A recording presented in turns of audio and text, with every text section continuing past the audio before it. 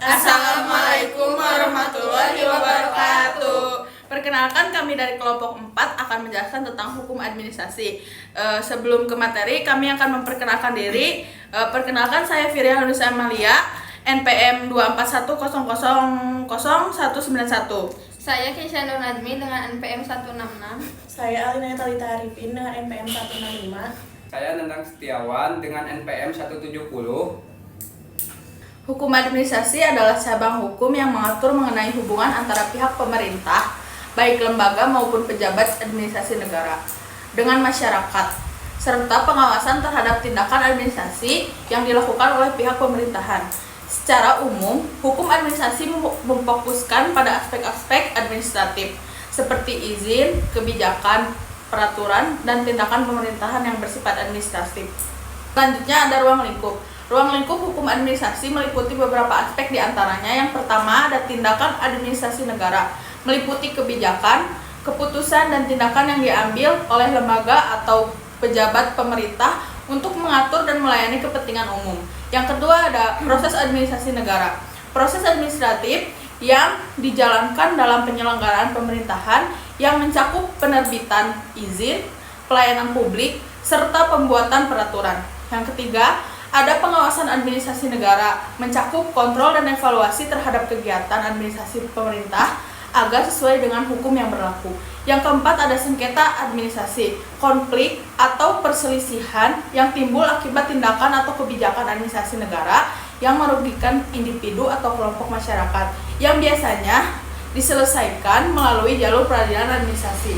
Selanjutnya ada dasar hukum peraturan perundang-undangan. Dasar hukum administrasi di Indonesia bersumber pada berbagai peraturan perundang-undangan, antara lain Undang-Undang Dasar Negara Republik Indonesia tahun 1945 menjadi dasar hukum tertinggi yang mengatur struktur pemerintahan dan kewajiban pemerintahan terhadap rakyat.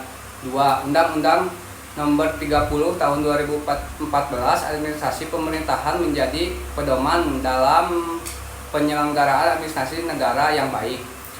3. Undang-Undang Nomor 37 Tahun 2024 tentang peradilan tata usaha negara mengatur mengenai penyelesaian sengketa administrasi antara masyarakat dan pemerintah.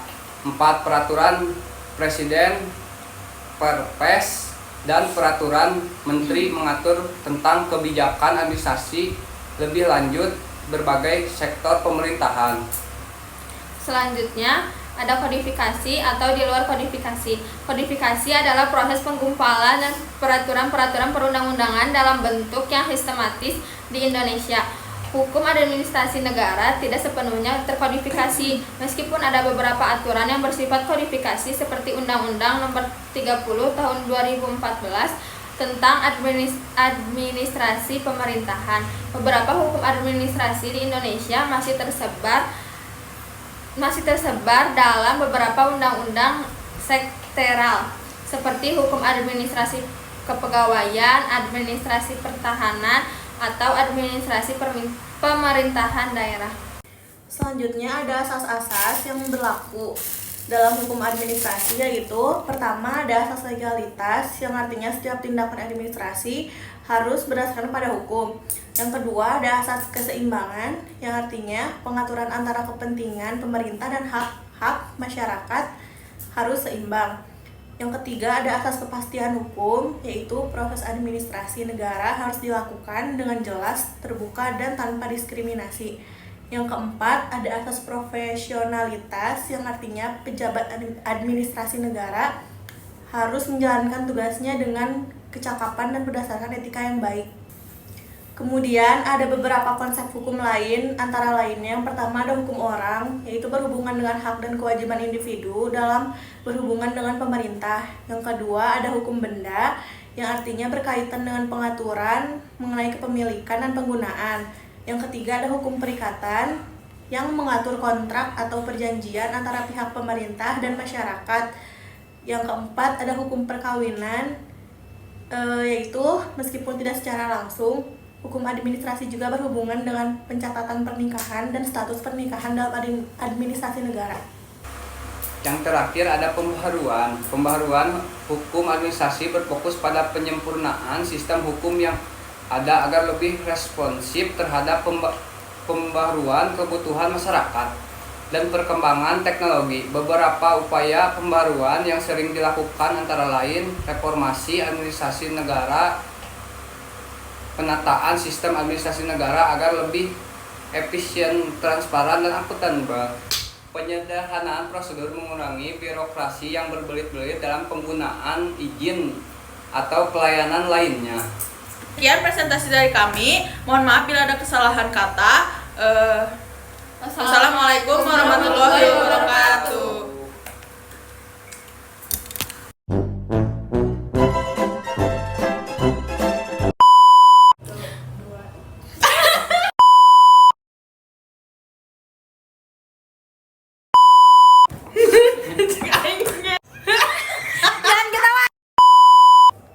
Assalamualaikum